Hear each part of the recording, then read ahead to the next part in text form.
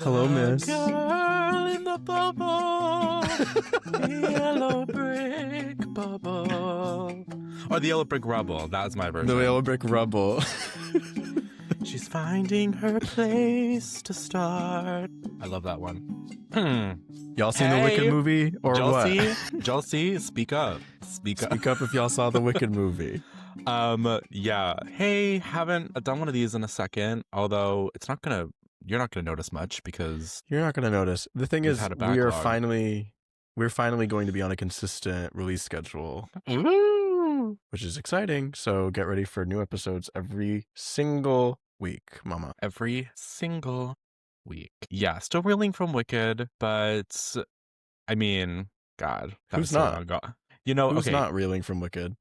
I just got a massage. I forgot you got a massage today. Yeah. So shout out, my sister is in massage school, and sometimes I get a little free massage here and there. And today, What was it? It was back, or what was it giving? today she did like a little face thing, which like I wasn't new to, but like it was mostly neck, back, and legs. My neck, my No, back, my legs. my legs. I've never had a massage, like leg massage, so. Oh. But she put on the Wicked Part 2 soundtrack to listen to. Shut up. I'm not even kidding. No, yeah, unprovoked. Because, you know, the main She knows her we are clientele. lovers. And she knows her clientele. And sorry, I'll die on this hill. I like Girl in the Bubble. Shoot me in the eye. I don't care. I liked Girl in the Bubble and the Yellow We're gonna Brick get Rubble. canceled for this. We're gonna get canceled for this. I admit, No Place Like Home, mid as You think fuck. No Place Like Home was worse than Girl in the Bubble? Yes. Oh, right. Yes, beyond a shadow of the doubt. I said this to my sister. I was like, I feel like No Place Like Home, they came up with the title first, and they were like Alyssa Edwards in that meme where they were like, oh girl. Like they were like, and then the song, she's just kind of like singing about nothing, and then it she's doesn't like, do anything. Like the animals get inspired for maybe 30 seconds, and then the Cowardly Lion is like, no, and so then it just ends. and she leaves at the end of the movie. So it's like, what was the? She leaves Oz. There's Spoiler no place alert. like home Spoiler except for alert. me. Except for me. Except for me, there is no place like home. And my man, and that was their home. I mean, but how are you? How are you doing? I'm okay. I'm obviously not in New York City like I was in our last episode. I'm in Massachusetts, working at a restaurant. Tewksbury, mama. Yeah. So hopefully I'll be in the city soon, in the next few months. Yeah. But I've just been like adjusting and like taking it easy. It's a different life out here in the burbs. I miss the subway. I miss seeing my friends and spending egregious amounts of money. But I'm at least, you know, You're content. You're on my, content. yeah. How are you doing? I'm good. So the thing is, like, I was Here's the thing, okay. guys. Let's just get into it. Let's get into it, Guys. I was in a callback for Newsies at the Argyle yesterday. It was for the ensemble of Newsies the musical, and we had to do a rom versé for all my ballet queens Do you hear out that? there. Do you hear that, girls? Spell I had it. to do a rom versé at the end. There's going to be a test. I had to do a rom versé, and it was going fine. I was doing it fine, and then they split us into like two big groups so we could have more space to do the combo. And I don't know what happened, but I did the renversé, and I just fucked up the landing, and I twisted the fuck out of my knee and made a large popping sound. And then I went off to the side. I sat for a second, and I wasn't moving in. I started to feel better, and so I was like, maybe I can do it again. And so I go and try again, and the same thing happened. Huge pop. And I was like, all right, no more of that. Long story short, went to urgent care. Everything's fine. It's called a knee derangement. It's a strain. Yeah, my knee is deranged. Mama, it is deranged. It's crazy. Mama. And the thing that sucks the most, honestly, is I have to walk around with a cane.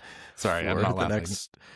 For the next 2 weeks, I have to walk around for a cane, which is just making me a bit sad and slow. But, you know, it is what it is. I felt like Paul in a chorus line. Like, oh my God. I literally yelped. I literally, in the dance call, was like, oh! Like, I made a noise because shit fucking hurt. And it was just very scary. But, I know, glad you're okay. But I'm okay too. I'll heal, you know. We're coping with humor. But glad you're feeling okay. Glad we were, and you know what? It actually worked out because we were able to then sit down and record a fabulous little episode for the pod. Yeah, so why don't we get into that? Let's get into this week's episode. Hi, I'm Carson. And I'm Connor. And this is He Said, He Said, a podcast where we deep dive week by week into anything and everything that fascinates us. We started this podcast because we feel what the world needs right now is two white gay guys talking to each other about their opinions. Enjoy.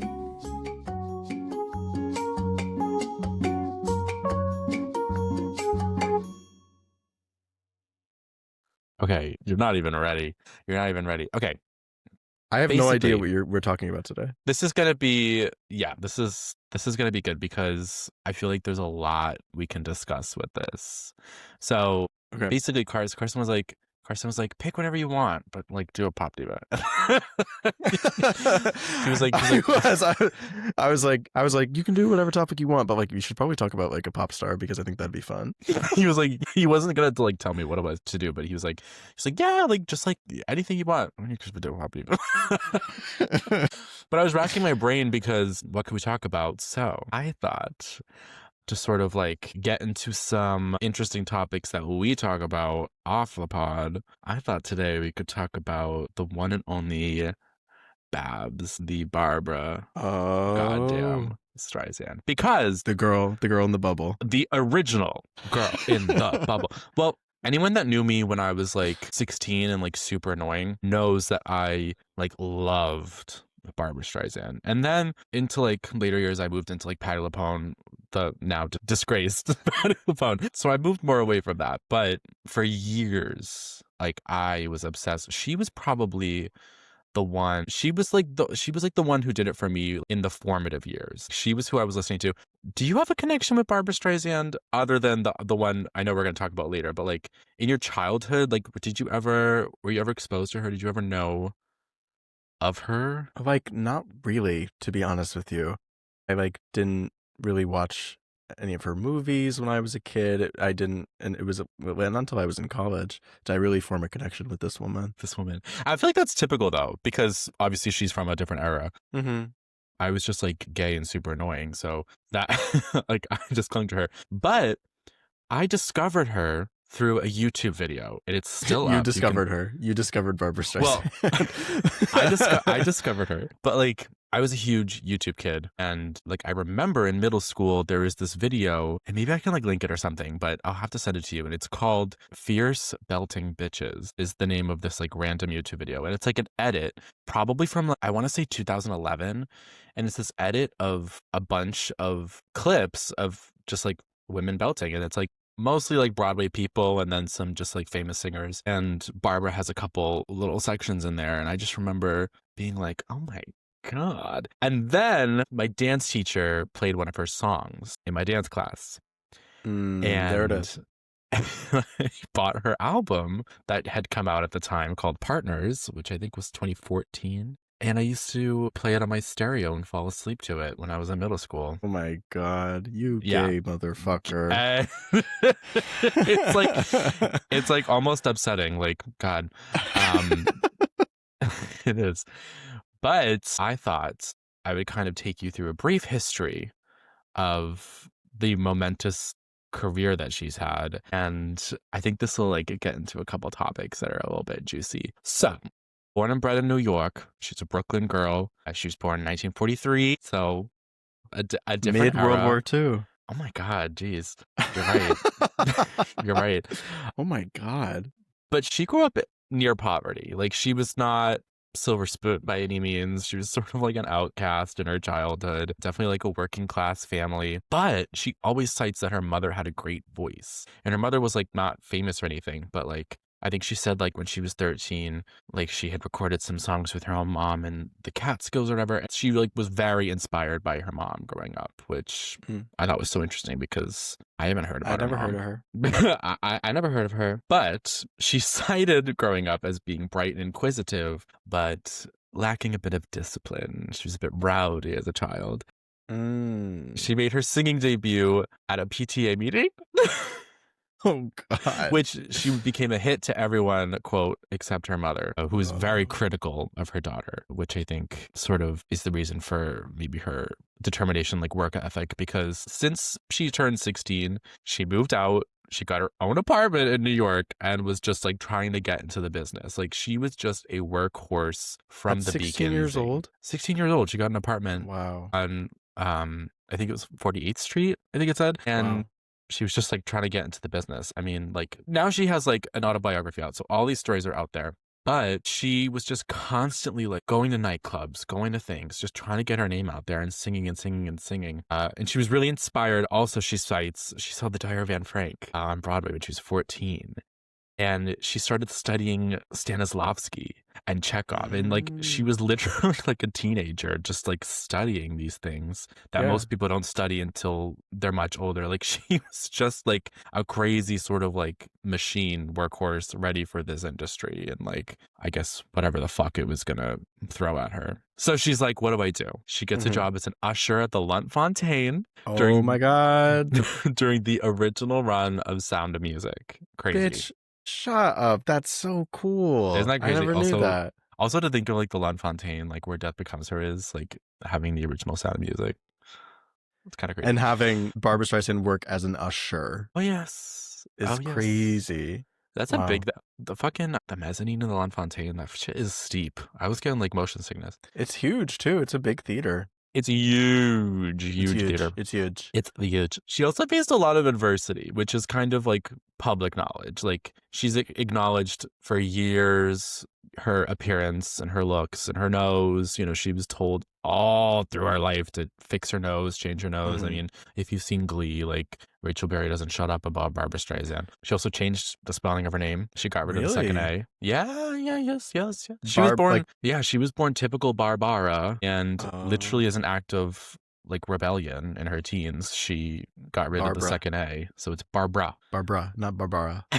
Not Barbara. Also, later in life, she made very clear the pronunciation of her last name as to not say Streisand, but to say Streisand with an S. With an S. As opposed to a Z.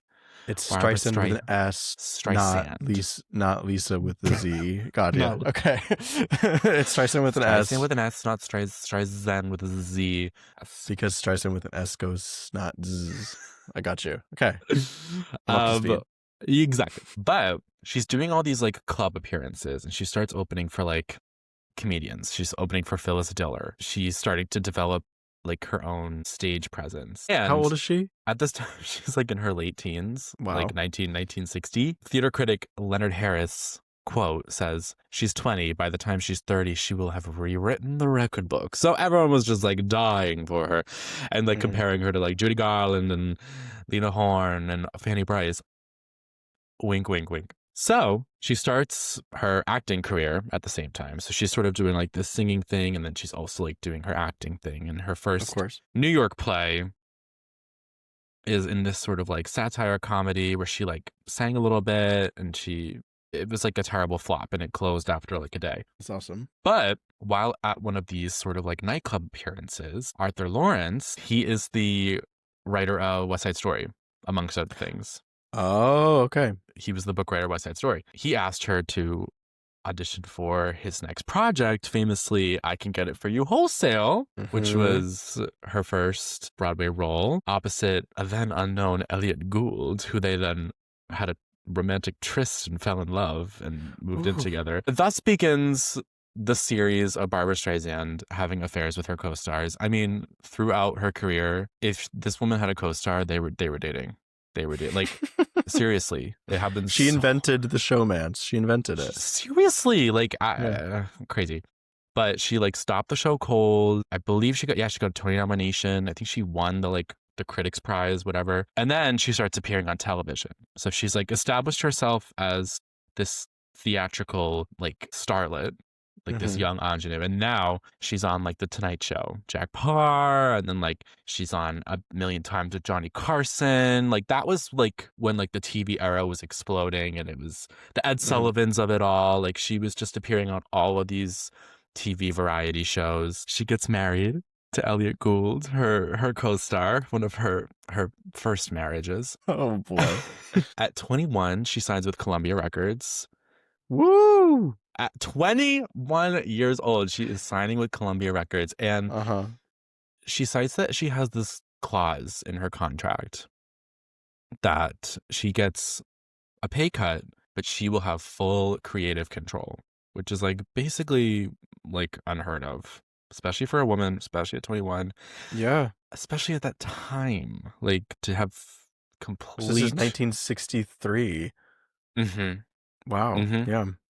That's wild. You know, so she talks about how she was pressured to include the hits of the day. She's like, no, I'm going to include the songs that I want to include. And I guess thus cementing herself as an artist as opposed to just like a singer or whatever, blah, blah, blah. So she comes out with her first album, which is called the Barbra Streisand album. And she like wins 1 million Grammys, and she is like a huge selling artist. So these were originals, like these were not covers. These were original songs, or these covers? It was covers. Yeah. Okay. Famously, can't read or write music. That is wild. I never knew that. Can't read or write music. Wow. And I mean, I'm sure after years and years, she probably picked up certain things in terms of like sheet music. Like she probably picked up some stuff, but she never was like. I mean, it makes sense. Trained. Like yeah, that's what I was gonna say. She never had any formal training from her parents or from anybody else, because I mean, like you said, her mom sang, but she wasn't like a musician. Right. And she sort of just grew up in the biz and never went to school, never went to whatever. And just started performing. And it's so crazy when you go and you listen to these old recordings of her when she's like in her late teens and early 20s, and just the musicality is it's like almost shocking how good it sounds. Like I remember once I was listening to something in college, and one of my roommates had said, you take after her. Like I can see why this is like one of your inspirations. Like she definitely has rubbed off on you. And I was like, to this day, I'm like, that's still one of like the best compliments I think I've ever received, just in terms of general musicality. Like, I mean, she just has like an innate ability, like to understand music, even though she doesn't have any education in it, which I think is like, it's a gift. She does. She definitely has a gift.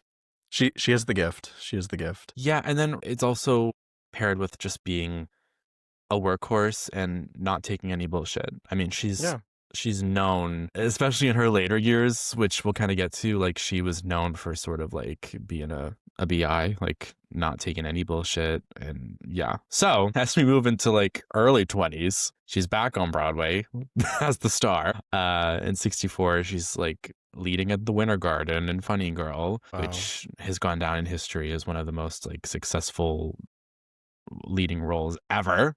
Probably. Tons of huge hits in that show. She's an overnight success. She's on the cover of Time frickin' magazine. Wow. Up again for another Tony Award. This one, she loses again. Do you remember to who? In 64? And it's ironic. There's some irony. Can you give me the show? No. Okay. Okay, 64. Let me think. The show, the lead actress that won that year, that show also won Best Musical. Best Musical? Can you give me the composer? Okay, the composer is Jerry Herman. It's Hello, Dolly. Yeah. Okay. So, okay, yeah. Anyway. And so she loses to who? To Cheryl Canning. To Cheryl Canning. She loses to Cheryl Canning. And the role of Dolly in Hello, Dolly. That is ironic. Wow. It is ironic. Bam.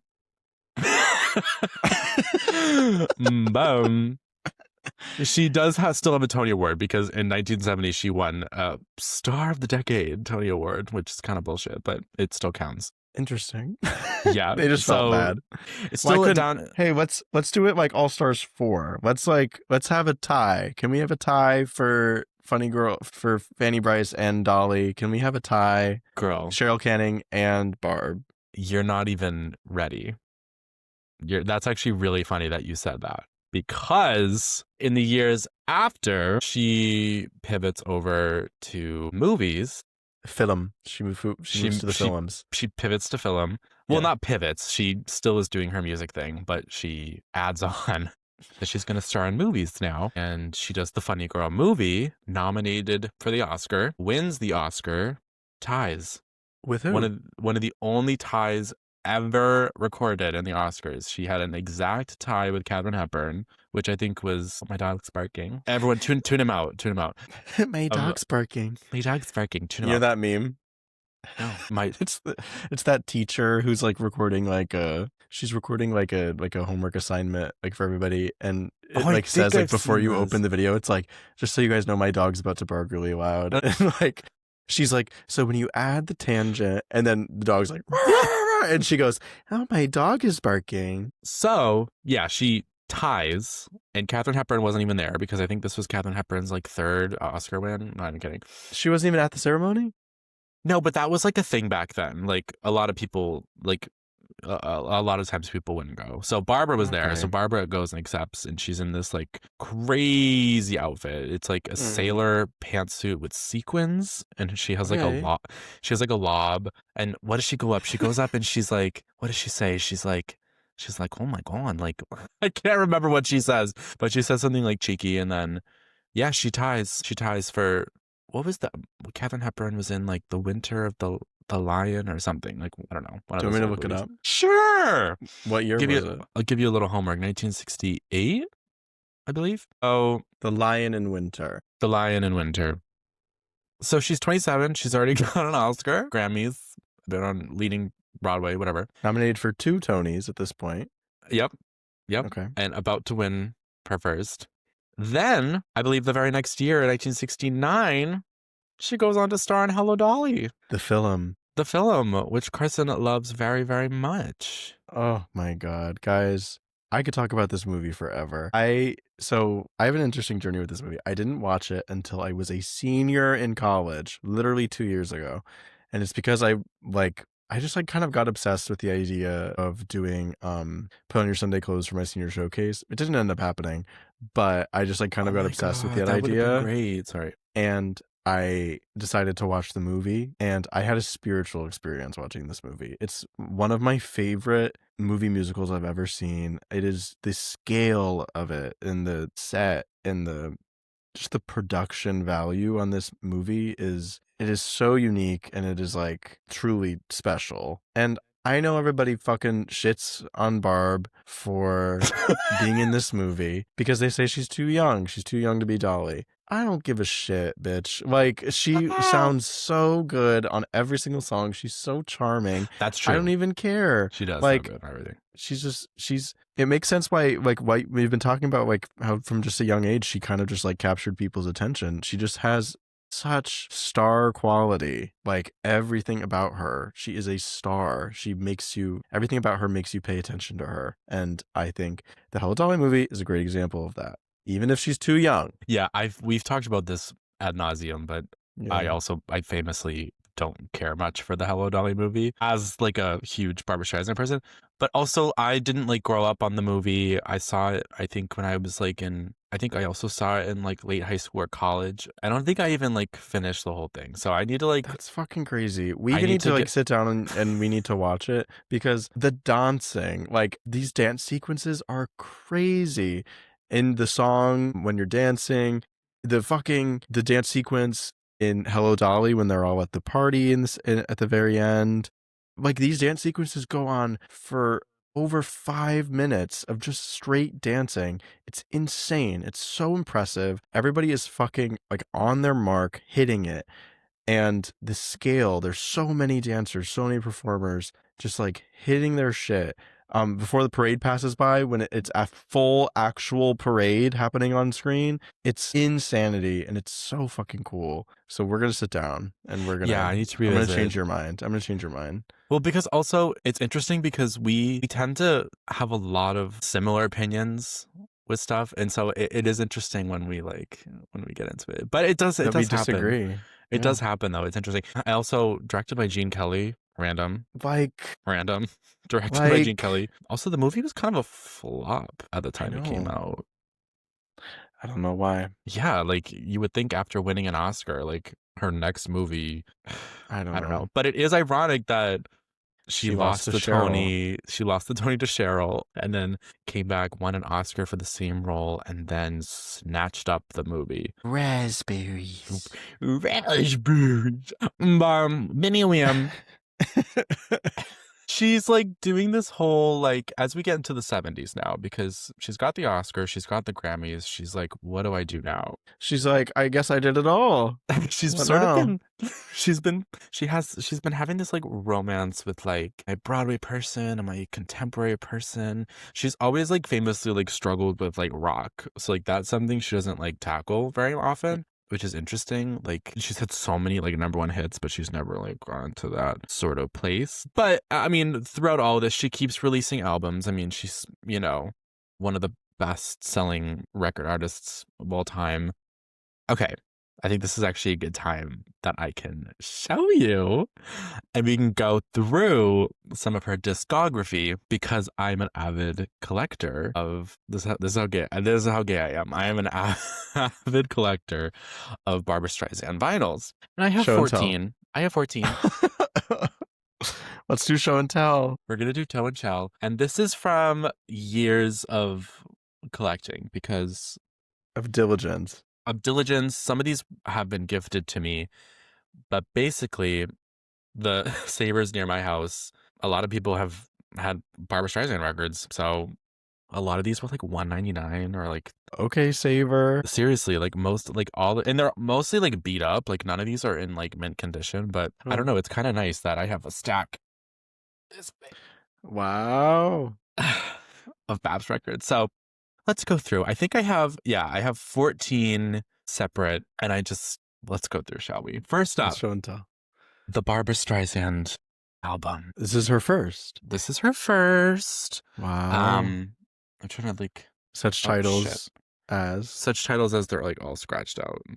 But this was her first album, I think, when she was what, 19, was it? Shook's Woods.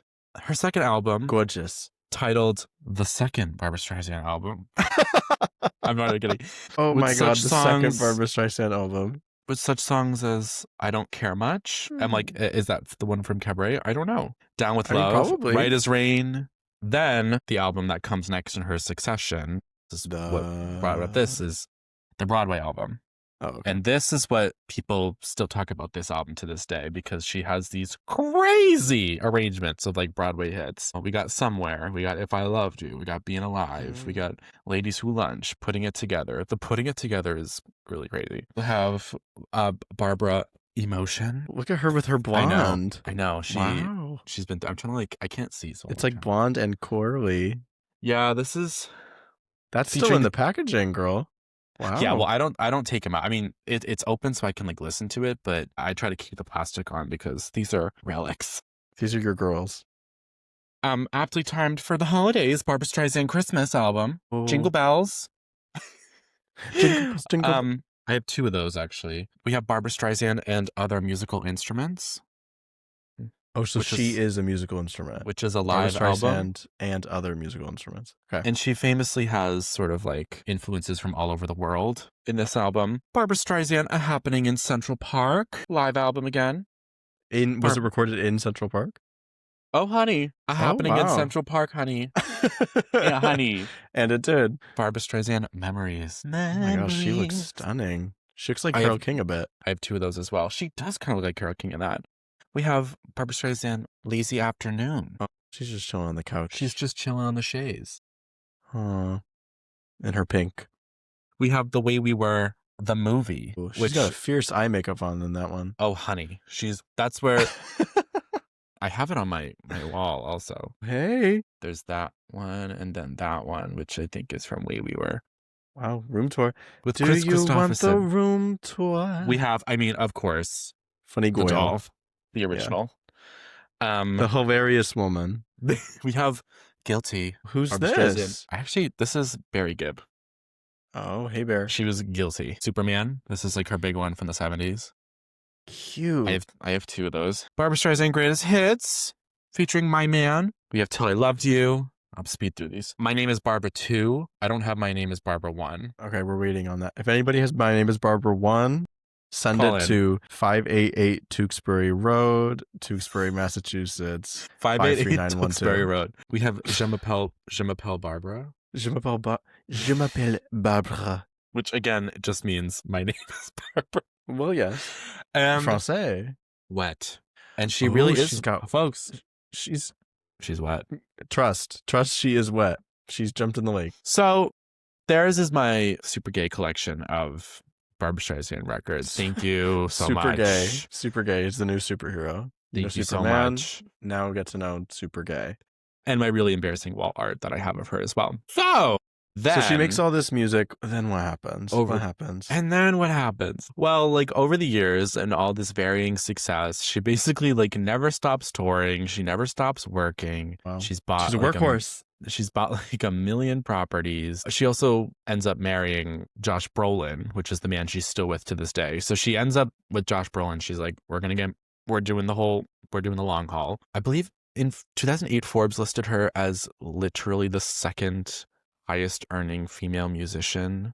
And I think in a single year, she earned about 60 million. That was just like a random factoid that I had like found still in, the like, second most 2000s. highest, like to stay at or the time. back, at the time. Okay. I Which I think was like 2008. I feel like not today. It's like I feel like probably some other girls have probably surpassed that at this point. But in like 2008, she had reached sort of like a level of stardom that was obviously beyond her prime, but more of like a legacy. Whereas now she's like in her 80s, so she's still not, whatever. She got a Kennedy Center honors. Have you seen her Kennedy Center honors? Like performance? No. Yeah. She's like up there, obviously, like watching all these people. And it's so funny because you can see the ones that she like fucks with and the ones that she doesn't. And like famously, Idina Menzel does Rain on My Parade, and it's like really bad. Oh no, Idina. It's like a couple years after Wicked too, so it's like after she's like won the Tony and whatever. Post Nodes, yeah, gotcha. Yeah, post Nodes, but still pre Frozen. Oh yeah, honey, what would we say in college?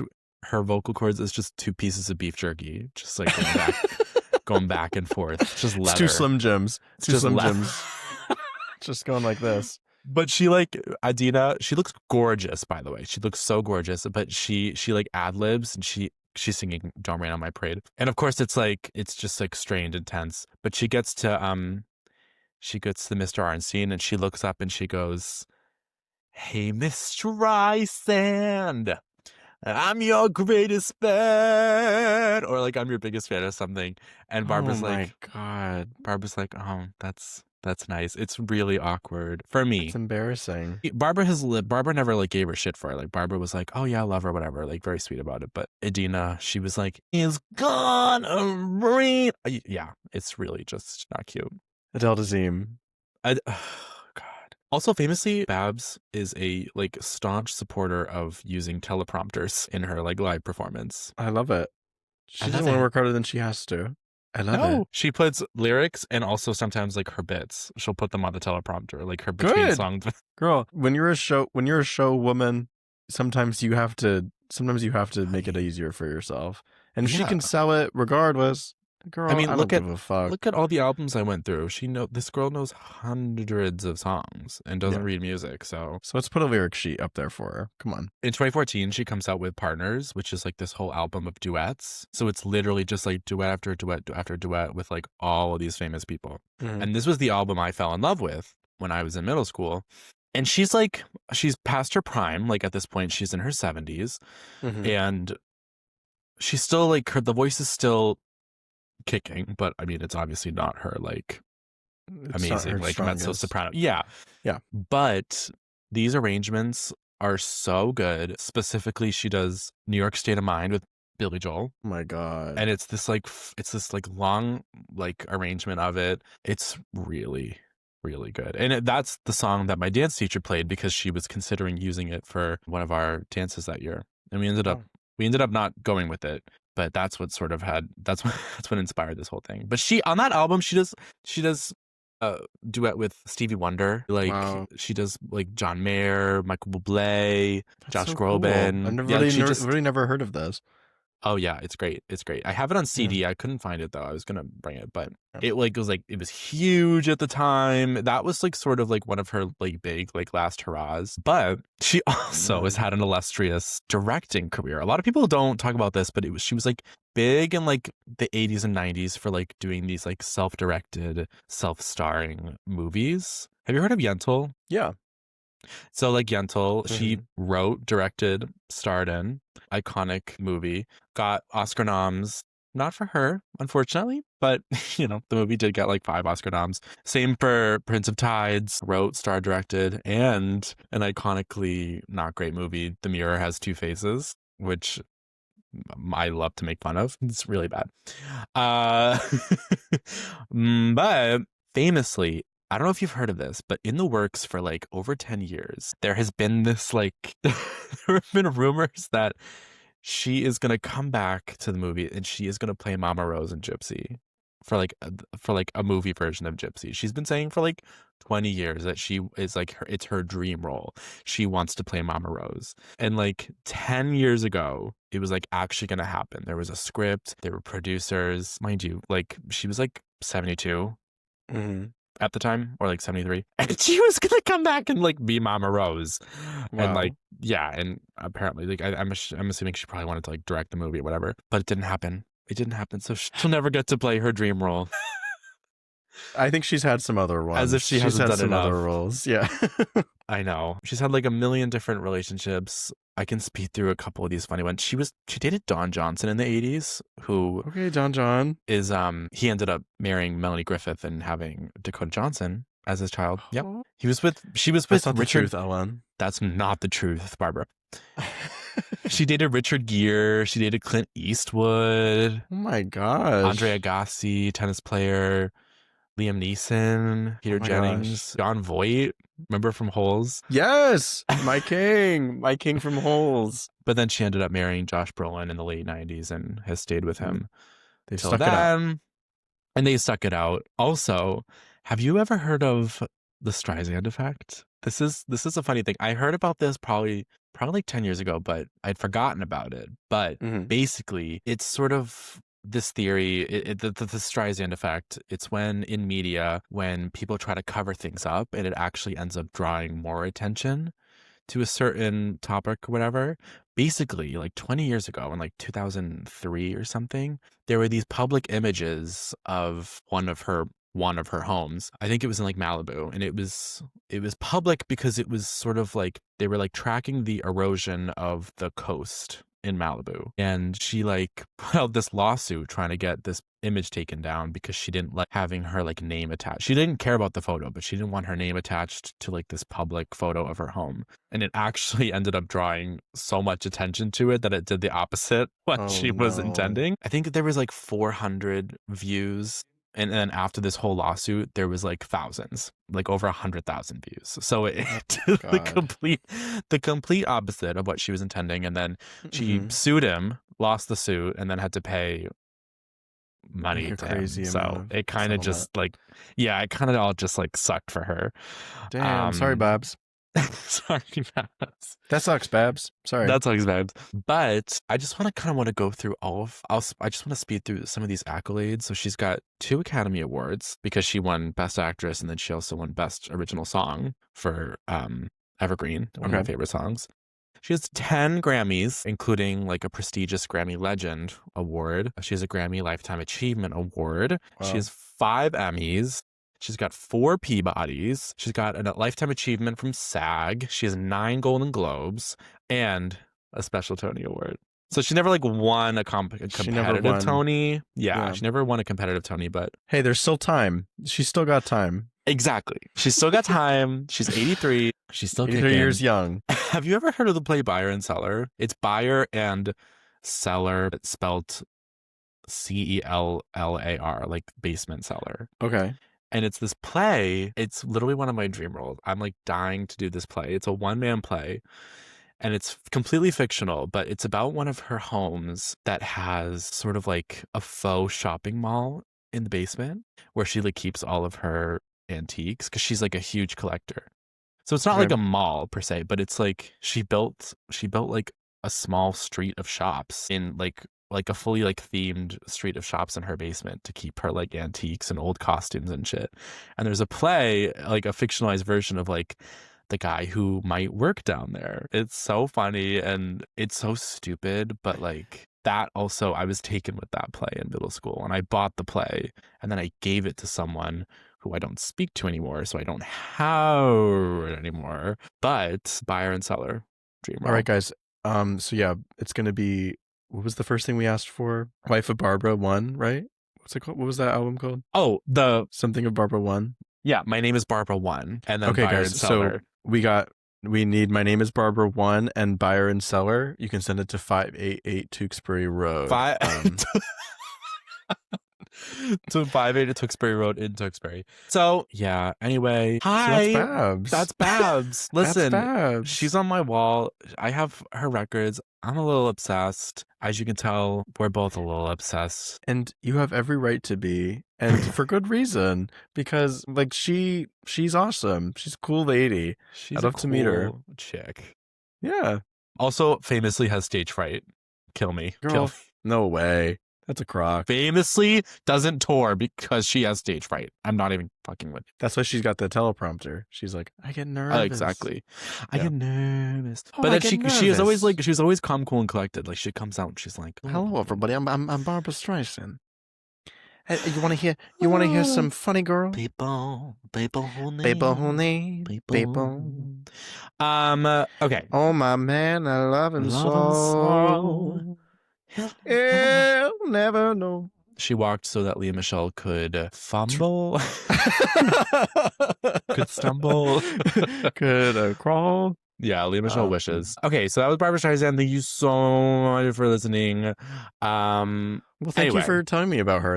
I'm obviously a big fan of her, but a lot of things I didn't know about her. And like I've said before, you always show me new media, and today the media is all of those albums, which I didn't know existed, especially the duet one. That sounds really, really interesting. Partners.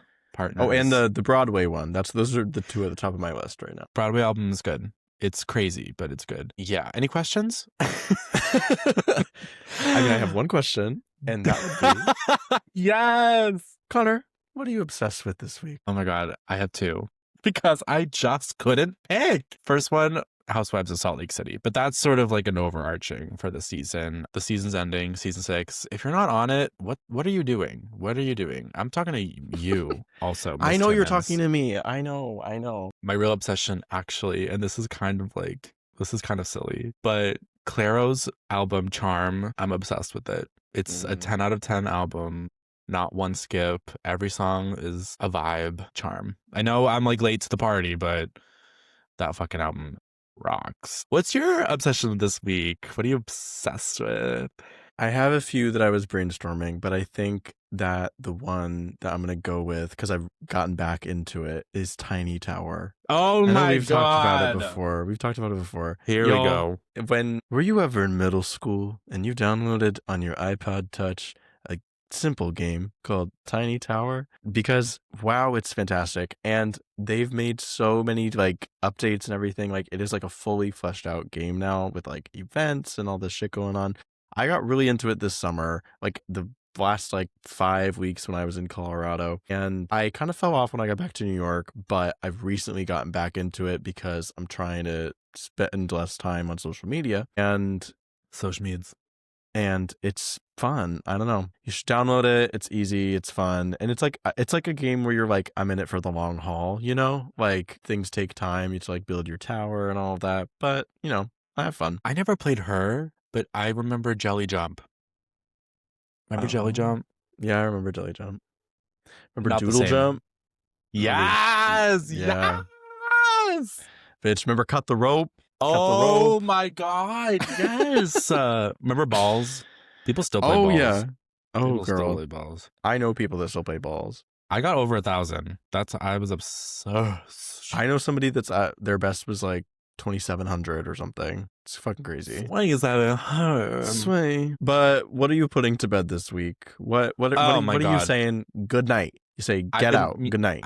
I've been meaning to say this for a while, forever actually, and it's fucking urinals without a privacy barrier. Oh my God. Why? At Pearl Studios. Hey, Hey, Pearl Studios, I'm talking to you. I'm talking to you. Oh, yes, Hey, boy. hey, I'm Pearl talking Studios? to you. Yeah, we're talking to you. Yeah, it shouldn't exist. And, well, there's two. I needed to connect to the wall because sometimes there's a little gap. Hi, then- you can see a reflection. I'd rather just not have it at all at that point. But also, I want it to the floor and I Mhm. want it up high.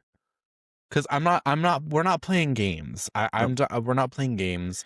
Let's invest in And- some infrastructure and let's get some dividers for these urinals. Yeah, and speaking of it, stall doors as well. That was a huge issue I had when I worked at 34th Street Macy's. Oh, put them on I blast. had issue with the public bathrooms and the amount there was like a good inch gap in the door.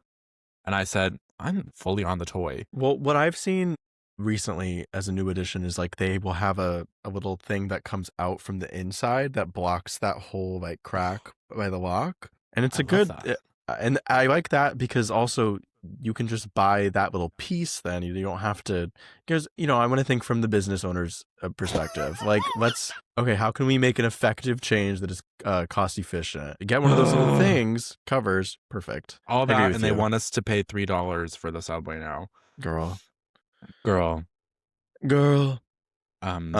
Anyway, what about you? What are you putting to bed? What are you done with? So, well, it's going to change now. So I'm training for a half marathon, everybody. Sorry, I'm not laughing.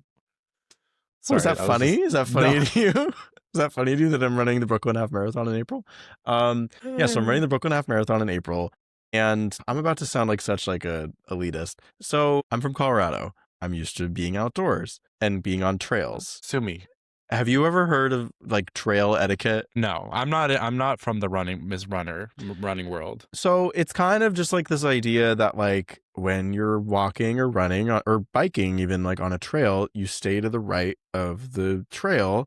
And if you want to go around somebody, you can say on your left, and then you stay on the right because if somebody is coming from the other way, then they're also on the right. You can go right past each other. They're not going to run into each other, all of that.